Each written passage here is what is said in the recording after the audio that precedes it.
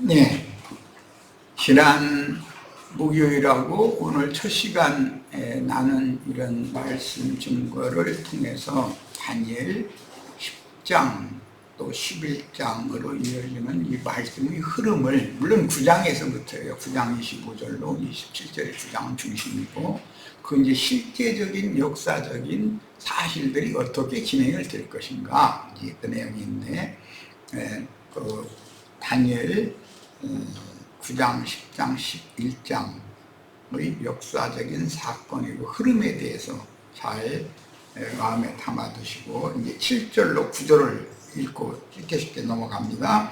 이 환상을 나 다니엘이 홀로 보았고, 이 환상은 큰 전쟁에 관한 것이라고 우리 번역에 되어 있는, 실제는 하나님의 백성들의 전에도 없고 후에도 없는 큰 환난에 관한 것이죠. 포로 귀환령이 있은 후로 그 백성들은 좋은 일만, 꽃길만 걸을 거라고 생각을 했지만, 실제 돌아가서 성전을 건축하고 성벽을 재건하고 하는 일도 많은 어려움들이 있었어요. 그런데 그 후로 그 페르시아는 망하고 헬라가 일어나는 거예요. 그 헬라를 일으킨 큰 군주, 이제 11장 이렇게 나왔는데, 그 사람이 갑자기 죽으니까 장수 넷이 나라를 쪼개서 차지하게 되고, 북쪽의 시리아 지역을 차지한 수리아의 장군이었던 그 사람이 남방왕과 전쟁을 일으키는 거예요, 애국과. 그런데 밀리고 또 밀고 올라가고, 이것을 반복 2번을 이렇게 하다 보니까 피해는 그 전쟁에 참여한 군인들보다 하나님의 나라에 돌아갔던 사람들과 원래 있던 빈천한 자들, 그들의 후손들이 피해는 몽땅 다 당하는 거예요. 이런 환난을 전에도 없고 후에도 없는 큰 환난일 것이며, 이렇게 예언이 됐어요. 이런 것을 말씀을 이렇게 가르치는 그리스도의 종들을 통해서 가르침 받기 전에는 이게 읽어도 뭔 말인지 또 너무 어려워요. 구약성경에 사용한 언어들이 어려워서. 이제 전체적인 배경과 흐름을 이해하신 다음에 읽어나갑니다. 이 환상을 나 다니엘이 보았고, 나와 함께한 사람들은 이 환상은 보지 못하였어도, 이 환상이라는 것은 전쟁에 관한 것이지만 실제는 하나님의 백성들의 환난에 관한 거예요.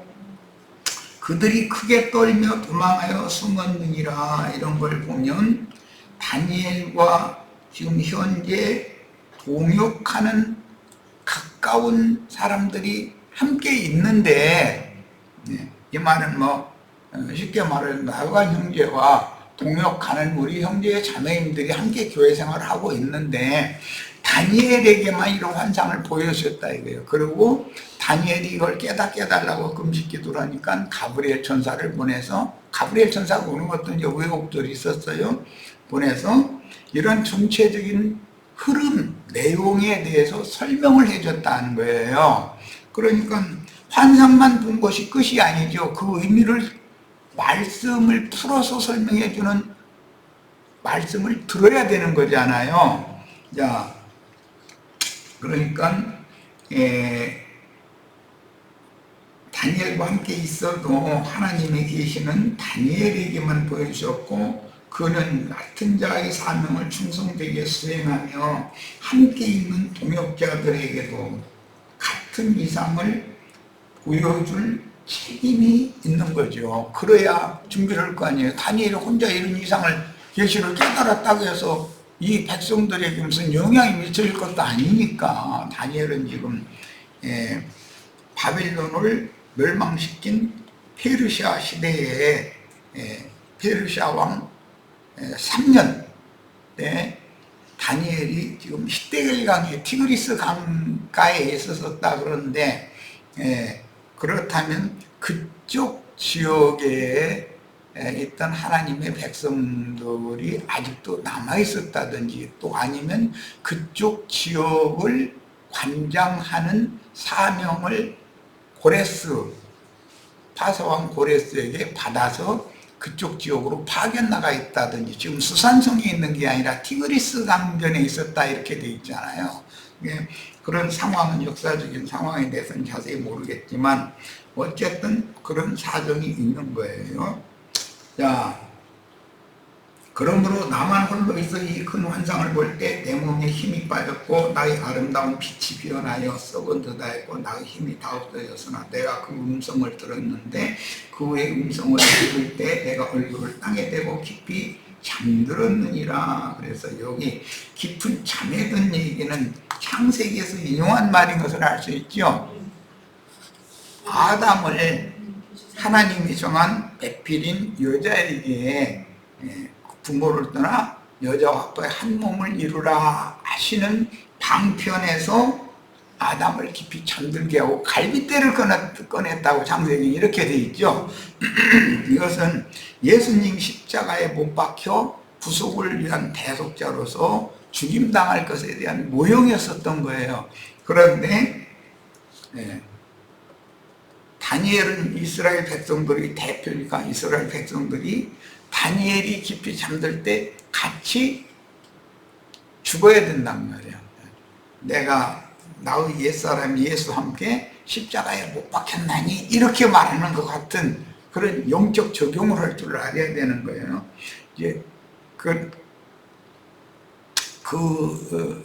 죽음이 지나면 장사가 있고 장사 후에나 부활이 있고 승천이 있어요. 그러니까 잠든 것은 바울 사도의 체험으로는 사울일 때 다메섹 도상에서 영으로 오신 주님을 만난 후에 거기서 잠들었다고 되어 있지 않고 빛을 받고 엎드러졌다 이렇게 되어 있죠. 그 엎드러졌다라는 말이 그것은 죽은 자와 방불케 되었다 그 말이에요. 그렇게 되는 경험, 이건 이제 신앙적인 경험인 것이죠. 자, 이제 10절 이하에서 또 읽어 내려갑니다. 11절까지 우선 봅니다. 한 손이 있어 나를 어루만지기로 내가 떨었더니 그가 내 무릎과 손바닥이 땅에 닿게 일으키고 내게 이르되 큰 은총을 받은 사람 다니엘아, 내가 네게 이르는 말을 깨닫고 일어서라. 내가 네게 보내심을 받았느니라 하더라. 그가 내게 이 말을 한 후에 내가 떨며 일어서니 그가 내게 이르되 다니엘아, 두려워하지 말라. 네가 깨달으려 하여 내 하나님 앞에 스스로 겸비하게 하고 결심하던 첫날부터 네 말이 응답받았으므로 내가 네 말로 말미암아 왔느니라. 이렇게 말씀이 흘러가고 있어요. 이것은 조금 전에 내가 소개한 바울이 되는 과정에서 주님을 만나는 처음과 같은 이치죠. 이해하시겠죠? 그냥 긴 설명이 필요가 없어요. 하나님의 참빛을 받고 그 빛에 의해서 눈이 이제 멀었었죠. 자기가 밝게 본다고 여겼던 사울이 죽는 거예요. 눈이 멀었는데 주님께서 아나니아라고 하는 한 번 딱 나오는 제자에게 보내서 안수를 받고 눈을 뜨게 해주셨죠. 이제 그것을 잘 마음에 두시면 이제 해석이 쉽습니다. 자, 13절. 그런데 파사 왕국의 군주가, 여기 군주라는 것은 페르시아의 수호신이다 이거예요.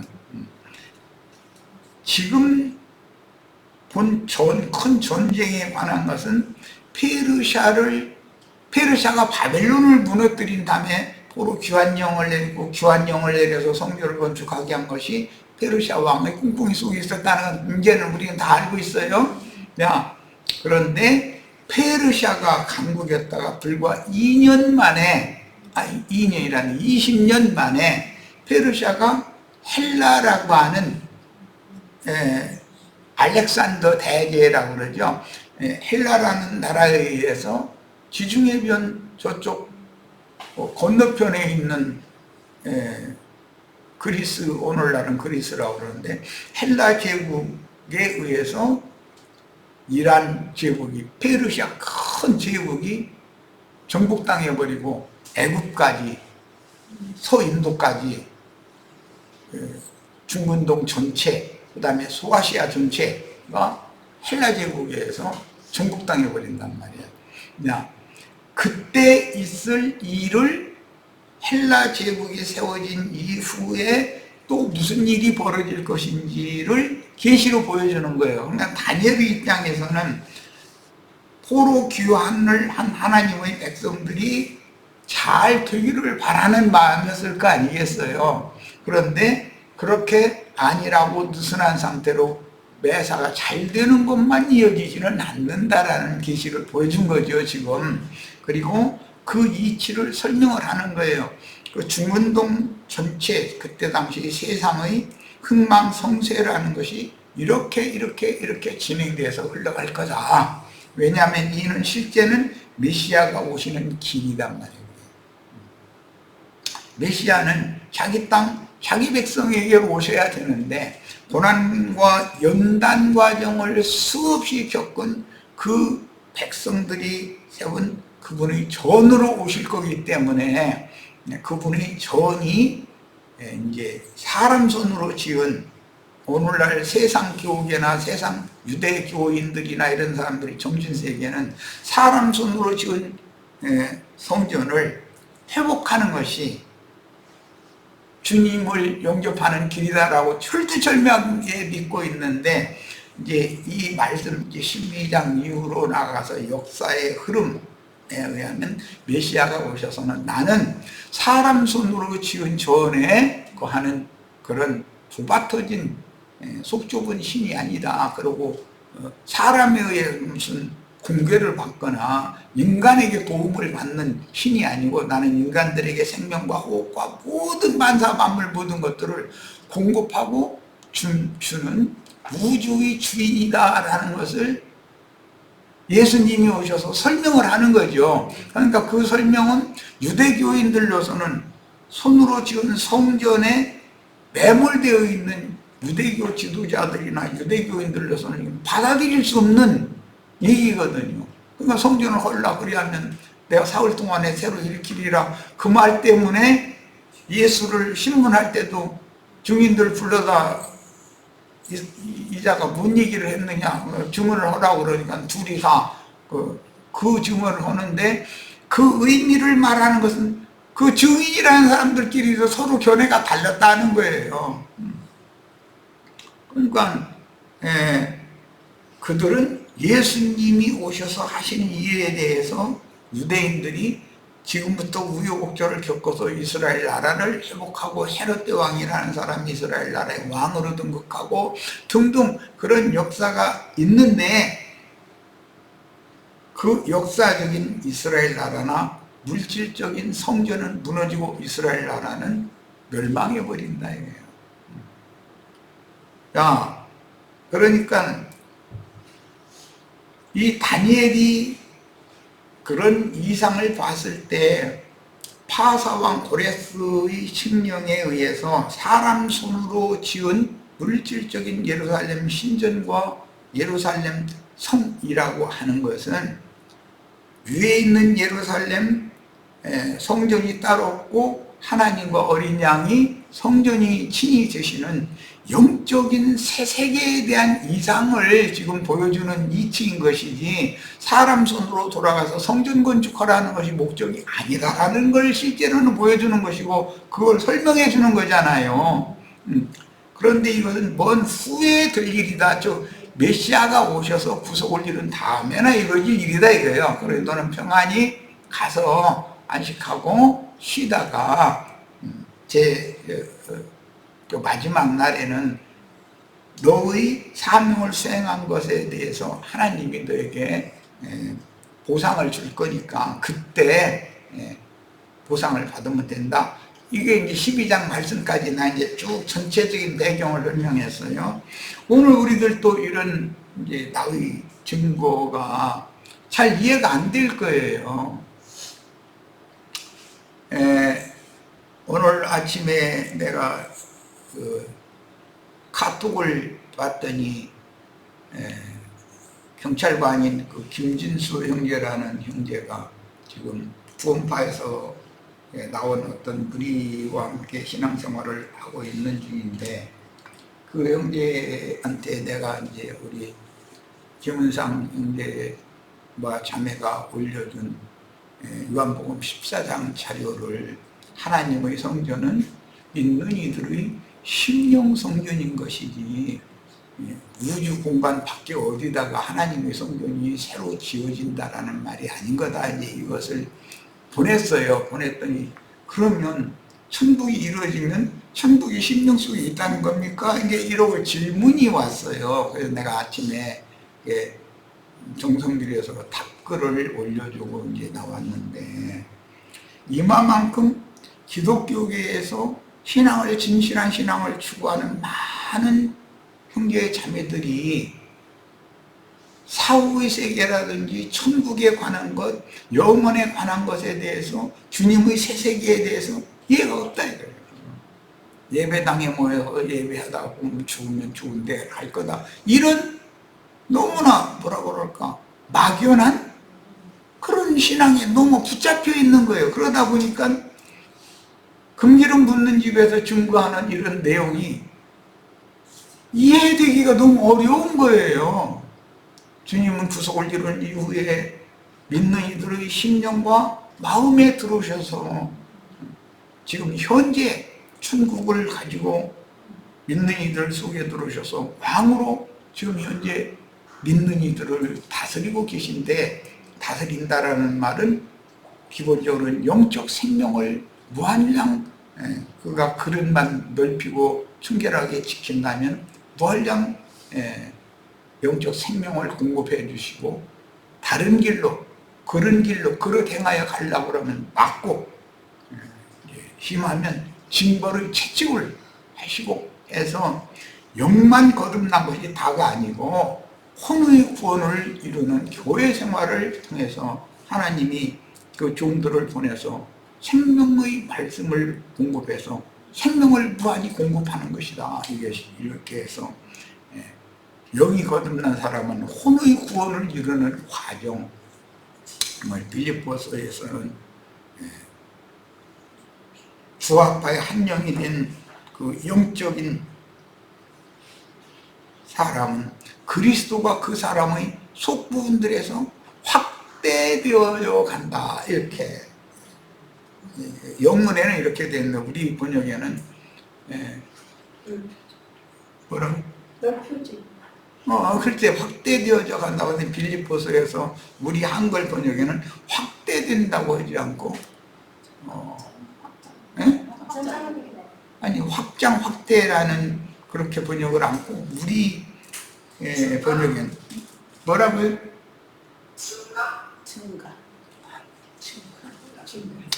증가 확대, 뭐 그건 다 킹제임스나 회복력 성경이 말하는 그런 용어 개념이고, 우리 번역에는 뭐라고 했는지 지금 생각이 잘, 이렇게 단어 생각이 잘 안 나는.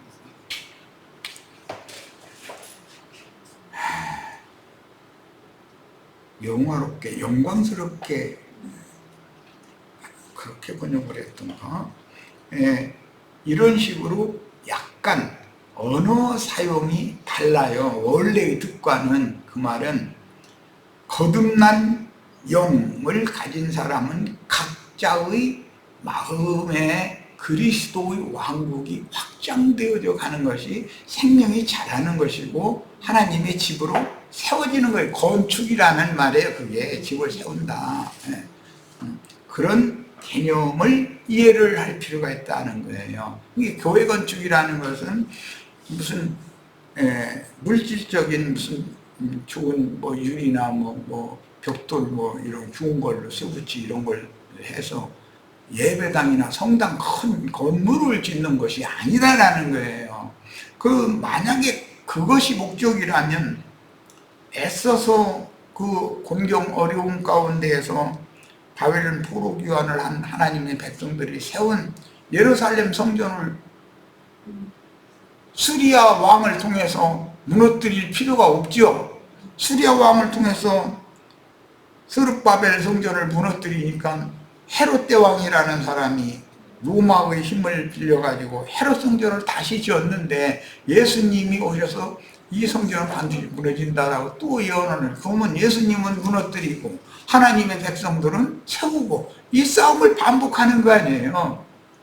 그러나 하나님은 사람의 손으로 지은 전에 오시는 것도 아니고 거기에 거할 수 있는 것도 아니고 새로운 피조세계 심령과 마음들을 모아서 믿는 이들을 건축자재로 삼아서 새로운 우주를 다시 창조하시고 새 우주의 주인으로서 만유의 주제자로서 새 세계를 다스리는데 그 만유의 주제자가 새로 창조하는 새하늘과 새 땅, 모든 만물을 새롭게 하신 그 새하늘과 새 땅의 새 우주가 바로 천국이다 이거예요. 천국이라는 것은 영혼들로 짓는 것이지 무슨 물질 세계의 어떤 대기권 밖에 어디다가 물질 세계의 천당이라는 걸 세워 짓는 게 아니라 이런 말이란 말이에요. 이 말이 세속교계 사람들에게는 너무나 듣기가 어려웠고 거북한 거예요. 그러면 우리가 예수 믿어서 죽으면 죽은데 갈 것이 소망이고 꿈인데 그럼 그런 일이 없고 내 심령과 내 마음에 주님이 임하셔서 나를 그분의 영원한 새하늘과 새 땅의 새 세계로 새로 창조하는 한 그런 자재로 건축자재로 삼는다 이렇게 말하면 그 이해가 안 되는 거예요. 우리 형제 자매님들은 육신의 몸이라는 것은 한 번 죽는 것이 정해져 있기 때문에 죽으면 즉 영혼이라고 하는 속에 있는 이 사람의 옷 껍질을 벗으면 본래 취했던 흙으로 돌려보내는 거고 티끌 인생은 티끌로 돌아가는 거예요. 본 곳으로 다 돌아가는 거예요.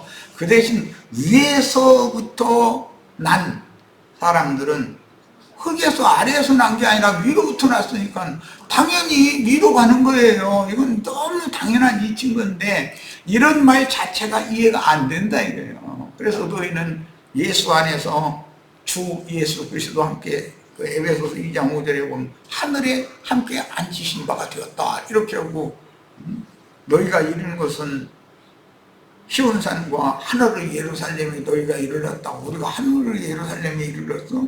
이 말이 이해가 안 되는 거예요. 이거는 믿음의 문제다 이거예요. 믿음 세계에 관한 문제다.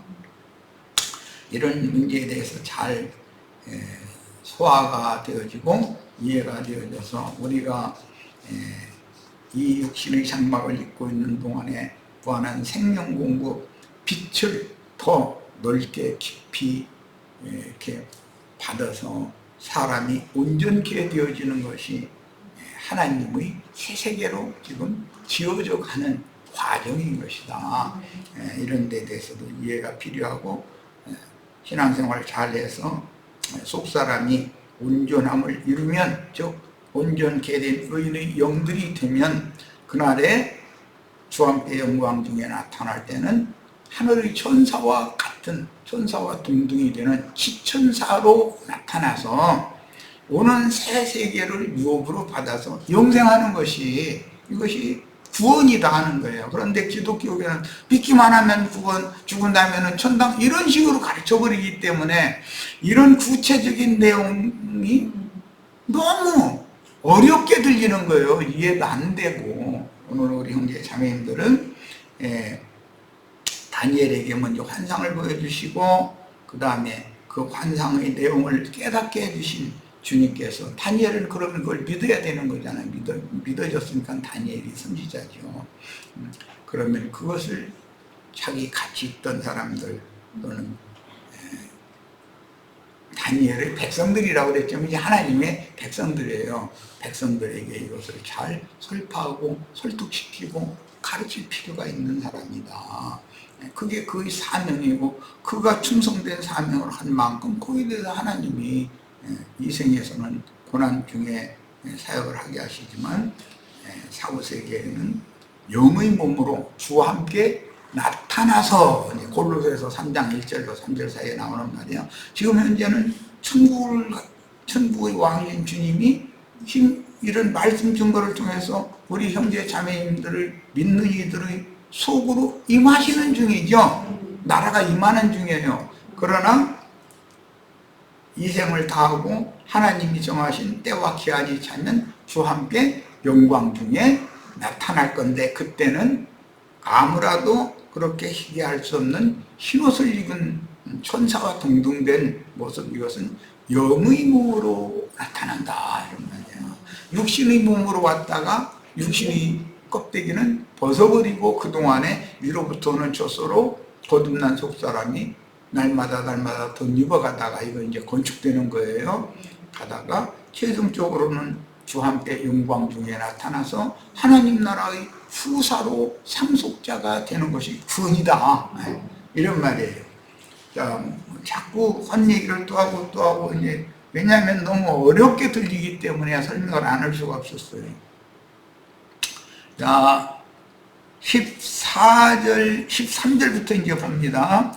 그런데 바사 왕국의 군주가 21일 동안 나를 막았으므로, 그러니까 바사의 수호신은 다니엘이 환상으로 받은 이것을, 내용을, 속사정을 자세히 설명 듣는 것을 싫어한다는 말이죠. 즉 말하자면 페르시아 왕국이 헬라 왕국에게 망한다는 것 자체가 싫은 거죠.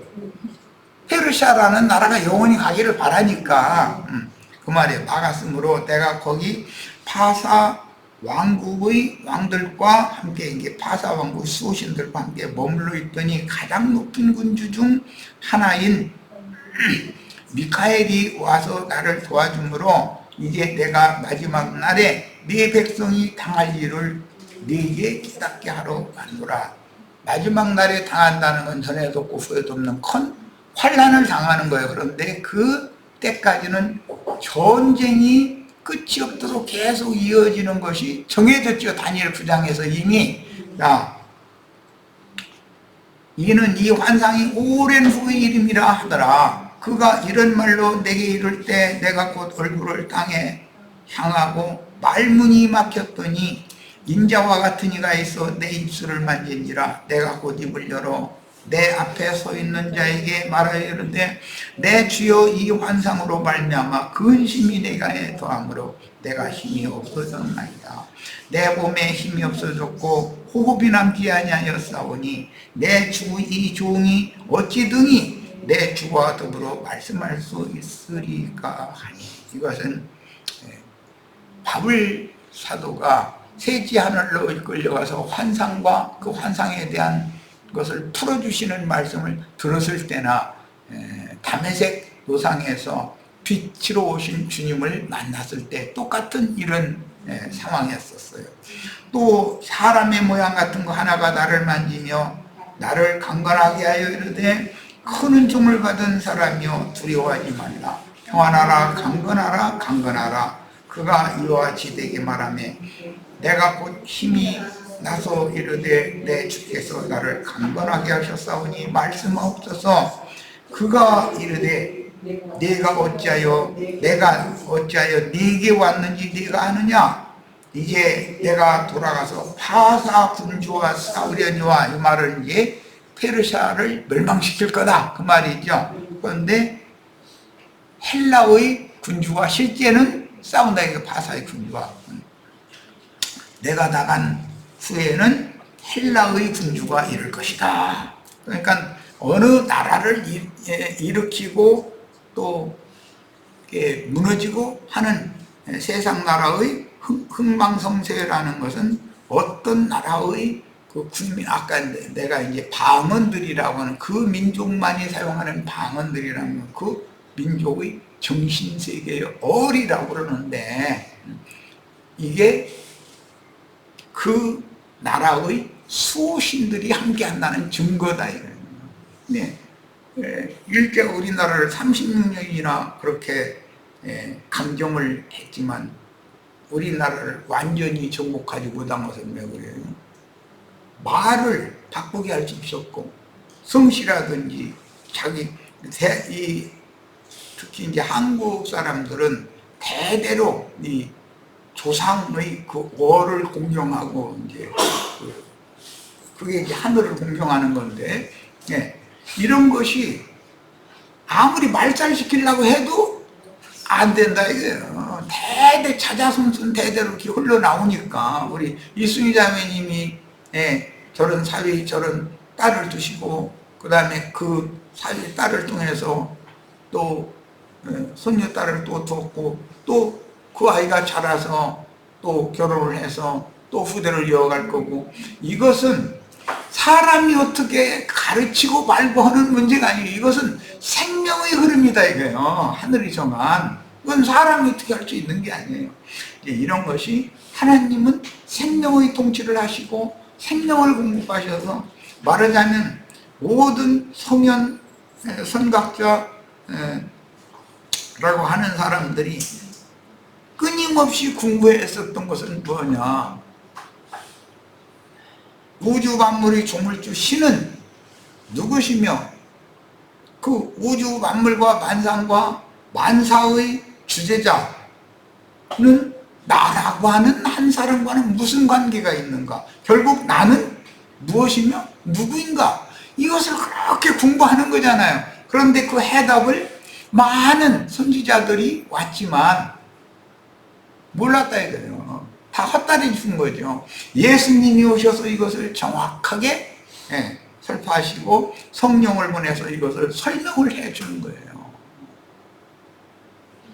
나라는 인간은 본래 첫 아담의 계통에 속한, 흙에 속한 피클 인생으로 보냄을 받았지만 메시아인 그리스도의 말씀을 듣고 영감을 통해서 우주 만물과 만상의 생성과 운행되는 이치와 이것이 나의 개인의 인생사와 삶에 이게 어떻게 적용이 되고 하나님을 소화하고 하나님의 영광을 소화하고 지키는 천사들이 어떻게 나의 인생에 개입해서 나를 보호하고 지켜주시고 나의 후손들을 또 어떻게 이어갈 것인지, 내가 어떤 여자가 이뻐서 그 여자와, 예, 사랑 고백을 하고 서로 마음이 합치돼서 혼인하고 자식을 낳고 한 것은, 부부가 결혼을 하는 것은 그 후손 누구를 주려고 그런 거잖아요. 하나님은 생명의 계보를 이어가게 하는 하나의 과정일 뿐인 것이지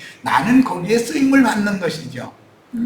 세상에 많은 남자가 있고 여자가 있는데 하필이면 딱 그 여자가 또 그 남자가 내 눈에 들어오고 내 마음을 뺏기게 하시고, 이것은 하나님의 중매 과정이라는 것을 알 수가 있는 거예요. 그리고 나서 이런 자식을 주신 거예요. 그 자식을 주신 것은 또 그런 손자를 또 중성을 또 이게 주신 거예요. 이런 것이 하나님의 우주를 경영하는 이치인데, 우주 만물과 만상이라고 하는 건 전부 다 돌잖아요. 이렇게 우주는 행성들이 다 돌아가는 것은 이 하나의 이치다. 이것을 보고 깨달으라고 해요. 인생이라는 것이 예수 그리스도로부터 시작이 돼서 돌아서 예수 그리스도께 종착점이 이렇게 있는 거다. 시작과 끝은 예수 그리스도다. 나의 인생은 예수 그리스도 안에서나 온전함을 이룰 수 있다. 이런 것을 배우는 거예요. 근데 이런 걸 가르치는 사람이 하나님의 말씀으로 증거하는 주인이 되는 것이죠. 우리 형제 자매님들은 하나님의 사명을 맡은 다니엘과 같이 충성된 증인들이 다 되어서 아주 큰 일에 다 쓰임받기를 바라면서 오늘 집회를 모두 마치도록 합니다. 자, 오늘 집회 마칩니다.